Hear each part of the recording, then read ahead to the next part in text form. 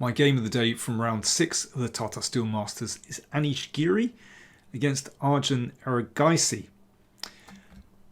Giri, having an excellent tournament, of course, defeated Carlsen and defeated Gukesh in a splendid sacrificial game, actually a very classical attack.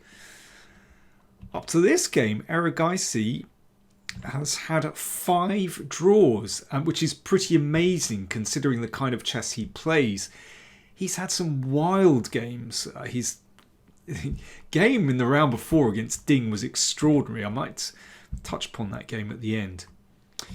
So it's an interesting clash of styles because Giri is quite a classical player, whereas Erigaisi clearly doesn't mind complications, is more likely to do something a bit unorthodox. We have a Slav on the board, and Giri goes for, you could say, the old main line with bishop d3. So this is very theoretical. And now there's lots of ways for black to play. a6, bishop d6, b4, but bishop b7 played. Castles, and black plays a6. So what's the point of black's setup? Well, you can see the pawn on a6 protects the b5 pawn, which means that black is ready to push with c5. And then black has very nice piece placement there. Opens up the bishop, and the pawn on c5 attacks the pawn on d4. Now, if white just sort of does nothing here, plays, well, b3 or something, then c5 is pretty close to equalizing. So it's essential here that white pushes through in the middle of the board, and obviously this challenges black's setup. Black has to play c5, otherwise white will just get big space advantage and has great attacking chances. So black has to challenge. But instead of falling in with black's plans and taking here, then white pushes forward. So it's a really double-edged situation. White pushing through the middle. If black can survive, then this is actually a very pleasant pawn chain on the queen side. It's still highly theoretical. I remember Karpov and Kasparov playing games in this line, years ago, 20 years ago. Queen c7. And now one can take on e6, but Giri plays queen e2. We know that theoretically he is absolutely on point. He knows his stuff very, very well. And up to this point he was moving quickly. And here Erigaisi thought for over 21 minutes on his next move, which is extraordinary because this is a highly theoretical position. So, I mean, perhaps he didn't quite expect this. I don't know. In any case, he was clearly unsure of the position. He played castle's queenside. The normal move here, or let's say the theoretically approved move, is bishop d6. It has a better reputation than castle's queenside, but no doubt Giri would have been ready for that. But castle's queenside, obviously this raises the stakes because the kings are on opposite sides of the board, and when black has advanced the queenside pawns like this, that's not a lot of pawn cover. Although at the moment these pieces are in front of the king, so there's no immediate danger. But it obviously raises the stakes. Giri exchanged on e6. Whoops, I beg your pardon. Exchanged on e6 and played e5. So this means he can use the e4 square for these pieces. Hits the knight. Knight d5. And this was exchanged off. Bishop takes. And now bishop g5. It's a good move. Attacks the rook which pushes it away from the d-file. And now white has time to play b3, starting the process of breaking up this beautiful pawn chain. And once those pawns are broken up,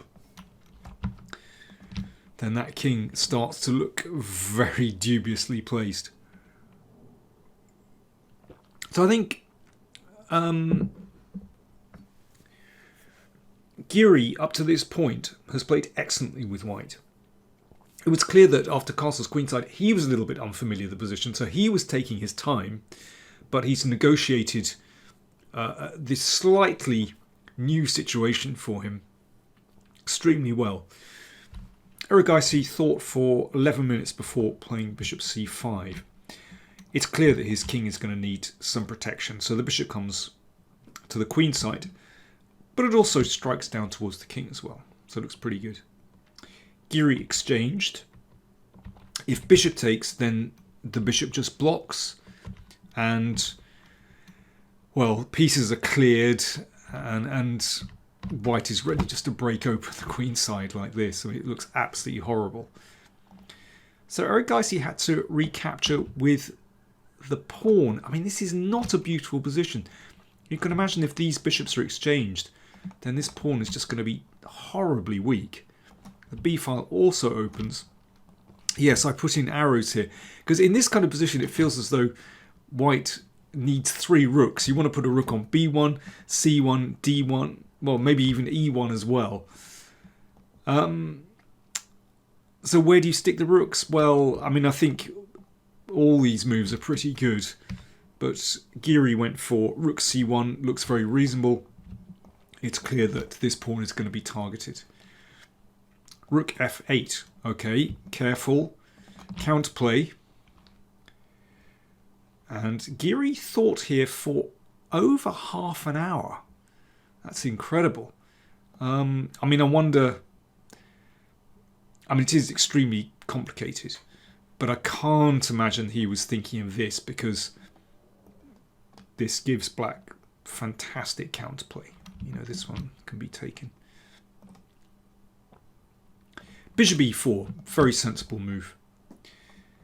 And here Erigaisi thought for a very long time and played h6. Pushing that one back. I should just mention, if knight takes, this is losing. Just rook takes c4. If that's taken, you can even win the queen with bishop b7. So h6. And this is interesting that Giri puts the bishop back on h4. It's a good move, because actually the bishop is going to look really good on g3. It protects the f2 pawn. It covers e5. And very soon this e pawn is going to be able to advance, because white is going to take here. King b8. I mean, I suppose the king is going to be a bit safer once it reaches the a file, but getting there is a bit scary. You know, black's position is so open. So Giri exchanged and played bishop back to g3, which sets up some threats. So the king has to move. Now e6, and this opens up the bishop's line, but actually it's not winning. Queen comes here, and of course there's a pin on the e-file, so you can't take the knight. And actually, in this position, black is fine. You know, suddenly, incredibly, all black's forces have coordinated, and the king is pretty safe. So that's not what white wants. Instead, queen d2 from Giri. Good move. Stepping out of the e-file, so that e6 really is a threat now. And now knight b6 from Erigaisi. Of course, the queen threatens the pawn on d5, so knight b6. The machine move here for white is to play knight d4. I wouldn't say that's an obvious move at all, particularly as I think Giri's move is somehow more natural. But the machine likes knight d4, and it's just actually a very positional way of playing. it wants to follow up just supporting this knight and then continuing with the attack. But Giri's move a4 just feels such a natural move, threatening to push again. And then the d-pawn would be en prise. If that's taken, then obviously white is winning. Black's position has just collapsed tactically. Isn't it nice for white that that is super solid? So this is why it's such a difficult position for black, because white's king is perfectly placed. No insecurity there at all. Whereas look at black's king. It's quite a contrast. Queen c6 played to cover d5. And actually, things aren't so clear. If a5, as Erigaisi pointed out after the game, he was actually quite pleased to see a4. Because if a5, that knight spins round via a7 to b5, closing the b file and ready to support these pawns pushing down the board. What a turnaround. It really is very good for black now.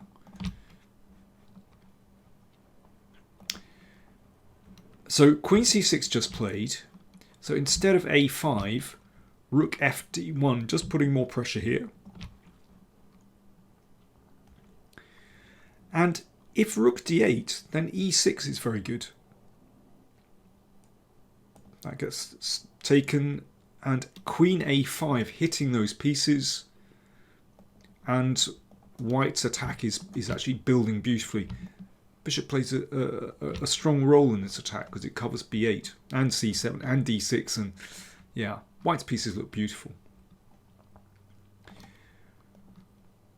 But Erigaisi's next move shows incredible guts.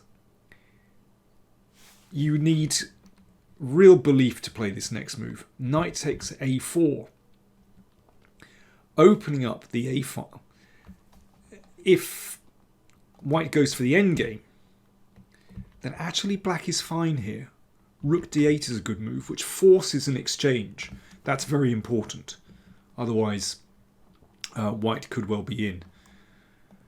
And then, well, these pawns balance themselves out, actually. It's equal. But still, knight takes a4, incredibly risky. Rook a1. I mean, black is still under massive pressure here. It's not as though Giri's move a4 was a mistake. The machine prefers knight d4, but still thinks that white is doing pretty well here. And it feels like a very human move, a4. It still looks tremendous for white. Rook b8 played. Also quite risky. Putting the rook on the same diagonal as the bishop. It's extraordinary. So e6 hits the rook, which comes up to b4. And it's a very odd placement for these pieces. But actually rook b4 is necessary. If the rook goes back to cover the d-pawn, queen a5 is fantastically strong. Just building up here. So rook b4 shuts out the queen. And once again, taking here doesn't really have the desired effect. Rook e8 covers, and then suddenly black's pieces and this pawn actually look quite threatening. And this is very complicated. Knight d4 played. Queen drops back to b7. Knight c2. And I have to say, I mean, both players playing with astonishing accuracy over the last few moves. And this is not a standard position by any means. c3. And now Giri decided to take on d5. And it's the best move. Could keep the queens on the board. I think queen d3 is still very frightening for black, actually. But queen takes d5 is certainly liked by the machine. And now rook b2. I mean, that's a very brave move, leaving that knight here, but counter-attacking the knight there. And here is where Giri seems to throw away his advantage. The move he makes is such a natural move. Okay, I'm going to hand it over to you. I'll have a quick slurp of tea. You have a quick think. So, white to play, what would you do here? Remember, you're short of time as well. So I want a quick reaction. White to play.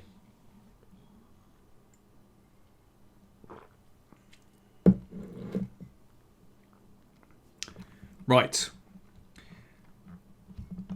White has a problem with the back rank. Can't take the knight because of rook b1 and checkmate. Okay, so what do we do about that? Well, you need to solve the back rank problem. And to my eyes, Giri played a very natural move, and that is h4. Giving the king a square on h2, and the king looks really safe on h2. But the best move is king f1. Now, to my eyes, that is not a natural move. It's a computer move. It's not a natural move because it brings the king closer to black's pieces. Obviously, you know, there are threats on the f-file. But it turns out it is a winning move. Let's have a look. Rook takes knight. Rook takes knight. Two threats, taking the bishop and taking the pawn. So bishop b6, so that means if there's a check, then the king can step up, and actually that's okay for black. And now rook c4, just moving behind that pawn. And this is a winning position for white. Now, it is absolutely not obvious at first glance that this is winning. You know, you have to calculate things like bishop takes f2. You have to check for the checks. You have to look at rook e8. Let's just have a look at this one. Bishop takes f2. This is actually winning for white. Not e7, because black checks and picks up the pawn. But white's best move is rook f4, which forces an exchange of rooks. And this pawn is just too strong. So bishop h4 here, and rook d7, excuse me. And this is winning for white. It's very fortunate for white that the bishop covers c1. So actually there isn't huge danger here. But this is absolutely not obvious. And as I said, king f1 is counterintuitive to my eyes. And I'm not surprised that Giri didn't go for it. So he played h4, solving the back rank problem in the traditional way. And perhaps he can use that h-pawn to squeeze these pawns later. Rook takes c2. Rook takes... Bishop takes f2 check. King h2. So the king gets off the back rank and is very safe. Rook d2. Excellent move. And now we have a simplification. e7. Exchange of bishops. Rook e8. So this rook covers the d8 square. So rook d8 isn't working. So rook takes. Rook takes a6. Now the rook has to come behind the d pawn. So an exchange. Well, okay, that was a massive hoover over the last few moves. So the dust has settled. What's happening? Well, king c7 was played. Now, if white were just a little bit further up the board, then white would be winning this because black's king is cut off from these pawns. But black is just in time. Let's see what happened. King f4, so the threat is just to bring the king in, and that could just be winning. But rook d7 is just in time. After this exchange, black's king gets back to f8, and that's a theoretical draw. Let me show you how. g3. The important thing is that black waits. And in this position, you don't go... What don't you go? You don't go g6. That would not be clever. And white is winning this position. And so on. But instead you play king h8 and g6 is stalemate, and king g6, that's a draw. Okay. Got to know your endgames. Got to know your basics. So Erigaisi played this very quickly. The rook had to step away, and the king is able to run towards the king side. And in this position, they agreed a draw. You can see the rook shutting out the king. Yeah, let me just show you maybe one more variation, because rook a7, the king isn't quite over here yet. So rook a7, and actually black draws, I think, simply with rook f6 check. If the king comes here, you can check again. Point is that pawn is hanging here, rook g6, and then king e8. The king comes to the cross to the pawns, and it's just a draw. I found that an absolutely fascinating struggle. It just amazed me how cool Erigaisi was in his defence. I think Anish played an excellent game, actually. I think he didn't commit any big blunders. The machine points out in this position that he had a very strong move with king f1, but absolutely not obvious. Earlier in the game, he could have played, instead of a4, knight d4, which the machine likes, but again, really not obvious, particularly when a4 looks like a fantastic move. So I thought that was a tremendous game from both players. Let me just very quickly show you the finish to Erigaisi's game against Ding from the other day. So this was the round 5 game. Now, Erigaisi playing white, look at his king. It looks like it's in desperate trouble. Ding took on f3. I mean, this looks completely winning, because if queen takes, queen h4 check, the queen has to block, and now great move, bishop e1, threatening mate, also threatening knight f2, winning the queen. Rook f3 looks absolutely crushing. Erigaisi found a defence. Queen d5 check, rook f7, and this is extraordinary. I'm sure that Ding hadn't seen this. Bishop d8. So that prevents the queen checking here. The queen came to f4, threatening mate here. Bishop c7 covers, and they repeated the position. Black has nothing better. I mean, that is breathtaking defence. It really is. Incredible. In fact, Ding played rook f5 here, which, well, it would simplify to a draw, but okay, that's another story. It's this pendulum, which I think is just out of this world as a defence. Now, what's happening in the tournament? Let's look at the standings. Out in front, Noribek Abdusatorov, he drew against Prague today. He has 4.5. Giri and Caruana on 4. So Caruana won his game against Gukesh today, who's having a miserable top tournament so far. He's on 1.5. So Abdusatorov 4.5. Giri and Caruana 4. On 3.5, Pragnananda, Aronian and Wesley. So Wesley defeated Vincent Keimer today, who's also having a rough time. 7 rounds to go. It's such an interesting tournament. Robert Rees will be subbing for me over the weekend, so expect his videos on Saturday and Sunday, and stay tuned. Do check out Patreon, patreon.com/PowerPlayChess if you'd like to support the channel. Thanks for watching.